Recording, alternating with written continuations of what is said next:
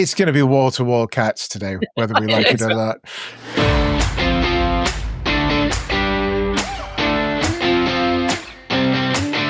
Hello, dear listeners, viewers, and all our fabulous people who join us here on the 15-Minute Book Club. This is the show where we give an author 15 whole minutes to convince you and us, and it'll be a hard sell for me today because, like I said, it's all about cats. They have 15 minutes to convince you to buy their book. And of course, if you want to stick around and learn a little bit more about the cat in particular for this one, join us on Patreon Extra Time, where we will get an extra 15 minutes with our guest, Alex Churchill. Hello. Yeah. How are you? You're already confused, aren't you? Well, we got two Alexes. You better introduce our guest, and then we'll just try to figure this out as we go along. I'm gonna let our guest introduce himself. I'm fully here for this episode. You were like, we can do some fiction, and it's all about cats, and I was like, sold, without even looking at what it's about. So hello, sir. Would you like to introduce yourself? Hello, you two. I'm Alex Howard, and I wrote The Ship's Cat. And I've written a couple of other books about cats as well, or at least books that have feline narrators. And I grew up in London, but now live in Edinburgh. I have done for the last 15 years, where I've worked at the uni and various things, and have a TikTok page about DIY.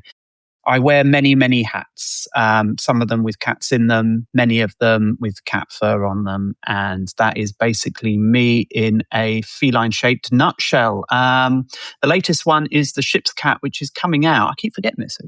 Coming out on the 7th of May. So that's here, what I'm to talk about today. And it's loosely influenced by Homer's Odyssey, but with a feline on the journey. So that's where we're at. Guys. Brilliant. So as ever, are we ready to start the clock, Matt? Well, as ready as we ever are. You would think it's a simple thing to do to manage 15 minutes, but it's really not. So, okay. So not my Alex.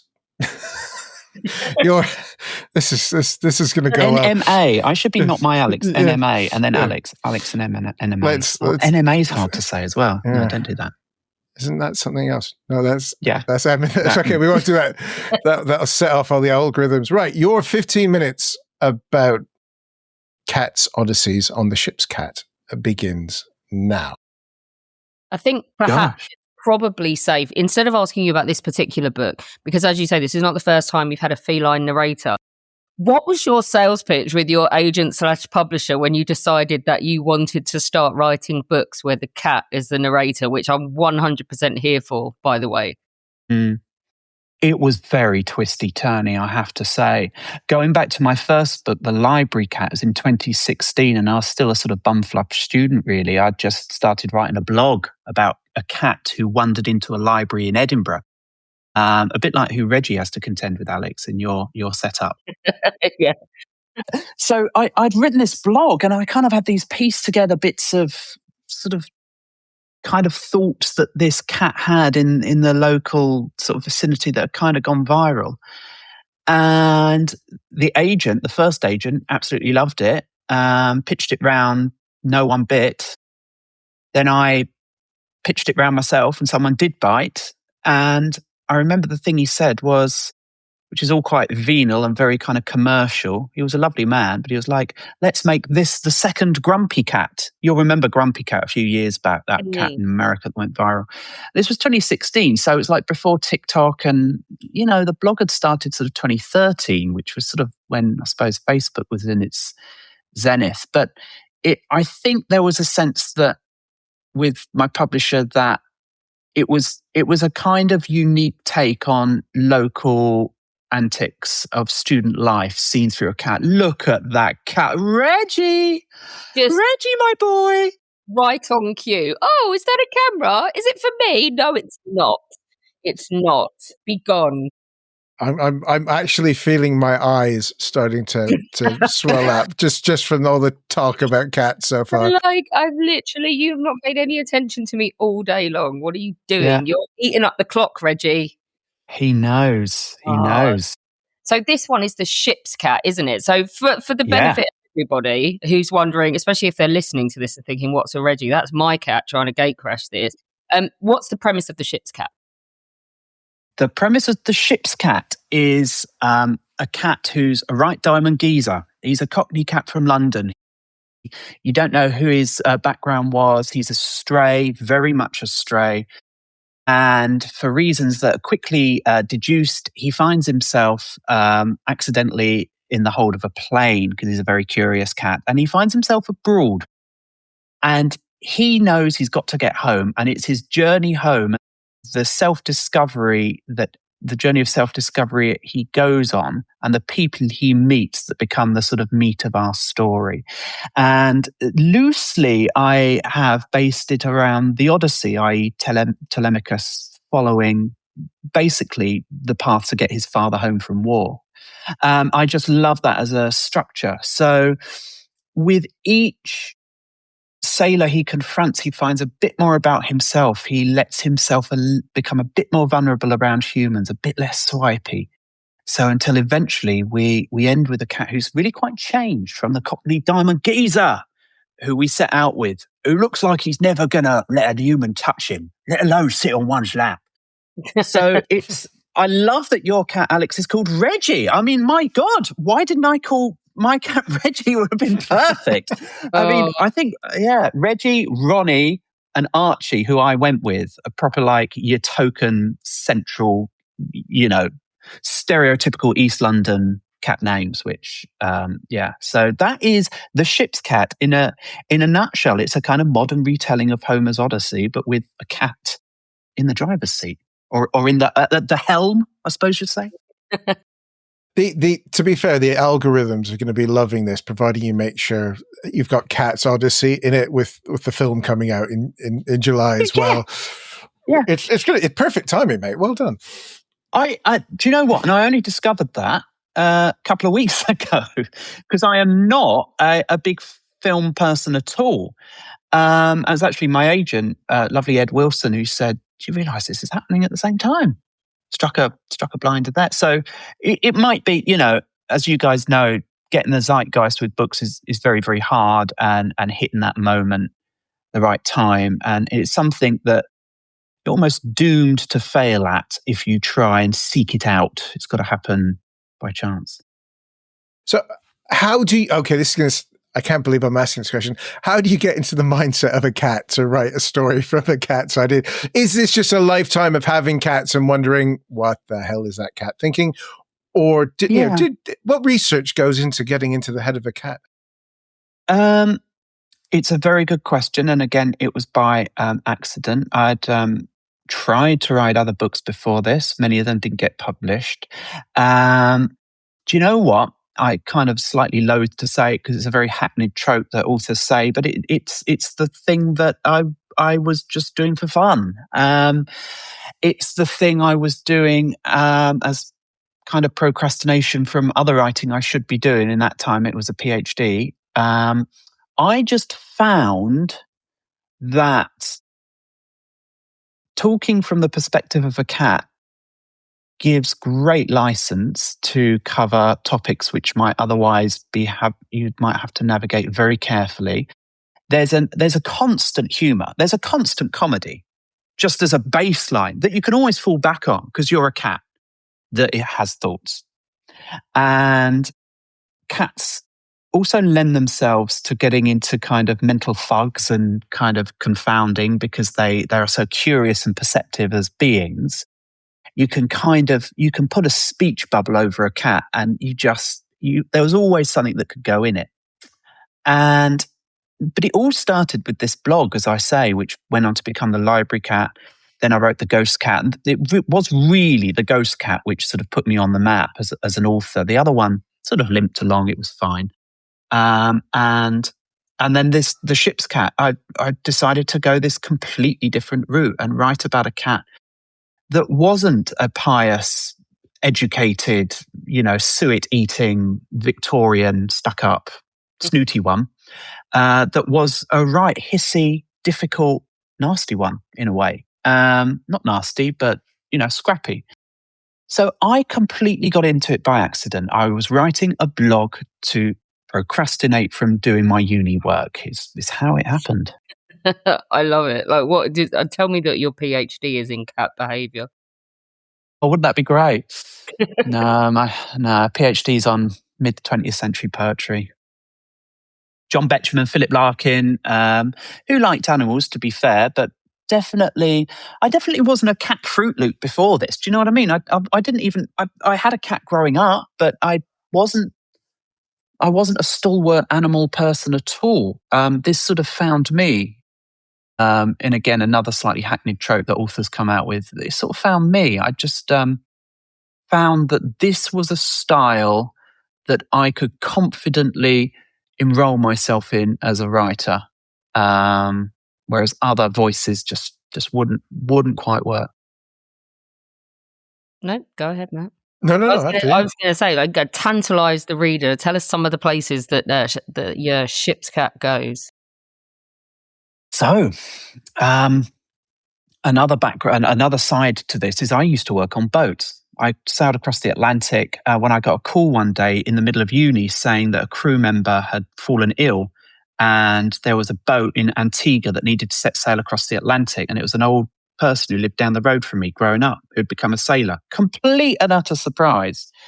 But that was also a big driving force for the book and the inspiration. So a lot of the places I visited on that, my own sort of little mini odyssey. So he winds up, Archie the ship's cat winds up in Antigua, Cape Verde, he's Turkey, he starts off in. All around the Mediterranean and all over parts of Northern Europe, meeting different people along the way, immersing himself in different cultures, learning about, it's very much he's learning himself. He's going on his own self-discovery to find out about his own past.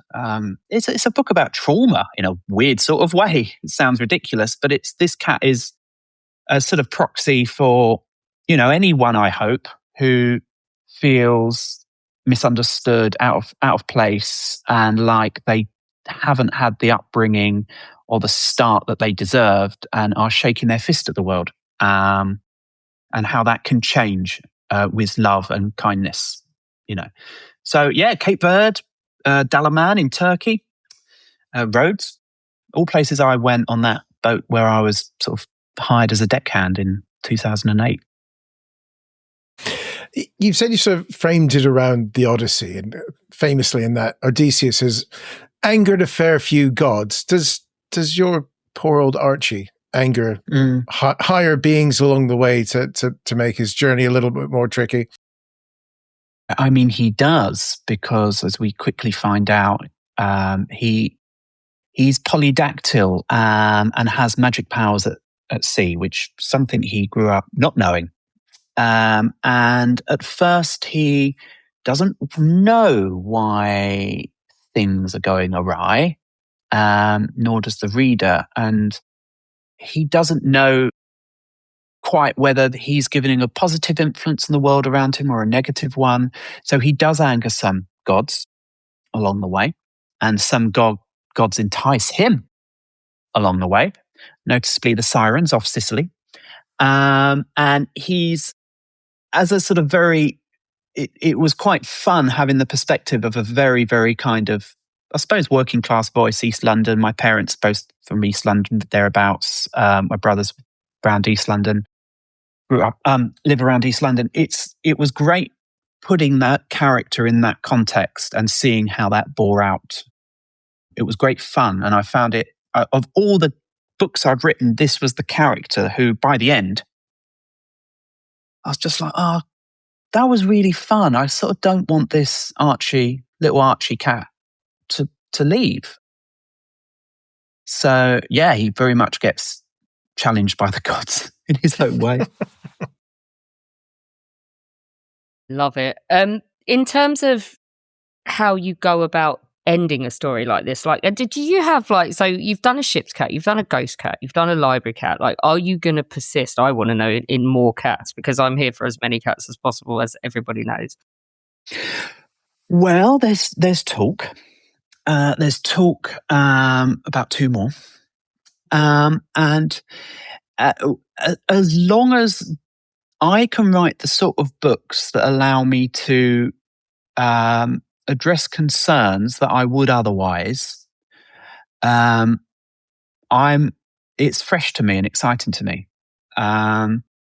So far, I've been very lucky that I've got a sort of publisher who lets me take risks, and you know what publishers are like. They see a success and they want the same success repeated over and over again, and they're scared of change. And yet when change turns out to be a good thing and there's a breakout success, they're all very self-praising about how they saw this breakout success. So it's a hard one to balance. But I actually find I'm not bored at all about writing about cats. I could keep doing it because I just let them stand in for many of the things and discontents I feel or have felt, or injustices I see at present in the world that bother me. So as long as I can keep being trusted to slightly tweak the form, Library Cat was really a collection of short stories. Ghost Cat was a novella. This is a travelogue. So long as I can keep doing that, Railway cats, bookshop cats, theatre cats, a good one. Airport cats. You can get inspiration from that Instagram. Cats with joy. So we've got about 90 seconds left. 90 seconds. Yes, I'm gonna do this. Right, Mr. Howard. This is it's a whole series of cats, really. When does the dogs come into this? As a dog lover here, why are we not being represented in these novels of yours, sir? Do you know what? We may shortly have a dog on the cards, Matt Bone. I love Travels with Charlie. It's one of my favourite books in the world. And Travels with Charlie actually was a big impetus to starting all of this. So I particularly love beagles. My auntie's always had beagles, and the closest dogs I've always been to are beagles. And my other auntie has collies, and I adore dogs. And Travels with Charlie always is nagging at me to write a dog book. You know, stay tuned. I've still got business with this feline stuff. Let me see it out, and then I'll get onto the mutts, because I think there is a lovely thing. They're such different animals in their interface with the world, and I think as a writer, it'd be great to play with that as well. Brilliant. I'll look forward to that one. With so a few there we go. seconds, I've got to tell you, there's a 2-star review. So what we usually do is mine some idiot. I've jumped in. What I will do is push this button. Time's up. Just so I know where to put the timer in on the YouTube version. And now we can do the 2-star review, and we can This is brilliant. Joan, you haven't figured out how this works. This is a 2-star review. Love a beautiful, unusual book displaying a wonderful imagination. I have owned and loved cats for many. I particularly like the unfolding of the historical events as seen through the eyes of this cat. And I'm like, well, there's more than a 2-star review then, isn't it, Joe? But it gets better, because then we have Trisha.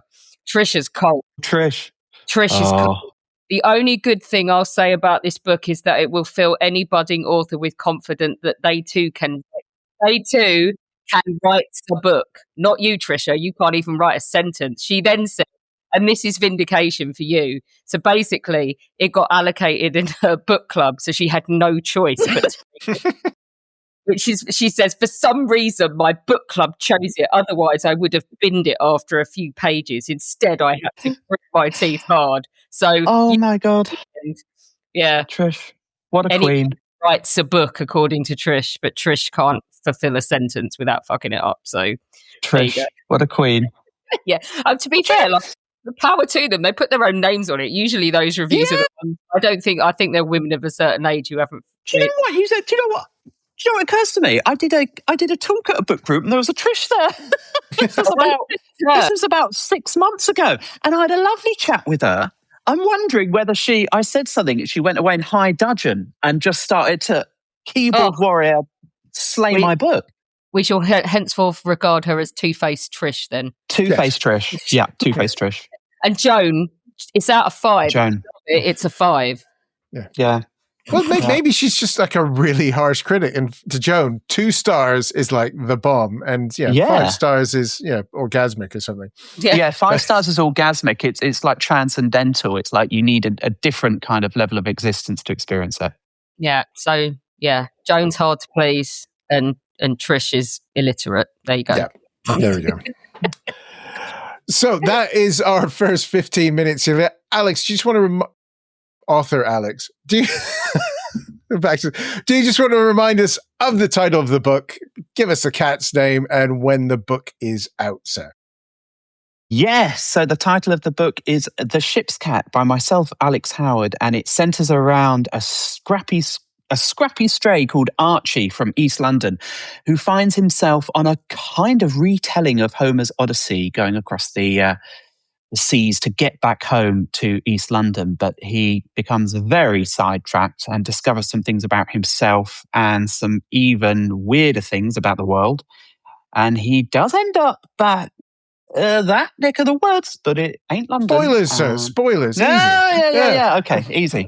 And 7th of May is the day it's out, isn't it? 7th of May is the date it is out, yes. Super. In the UK. So that'll be a week after this is dropped. So, of course, there'll be links in the description below to our bookshop.org affiliate sites here in the UK and in the US. So that means both Alexes can make a little bit of money out of your purchase, which is quite handy to that. So if you want to, yes, which we all love, and phallic making spaceship people get a little bit less, which is also very good. So if you'd like to join us for Patreon Extra Time, sign up. And Patreon people, we will see you in a moment. And everybody else, toodaloo.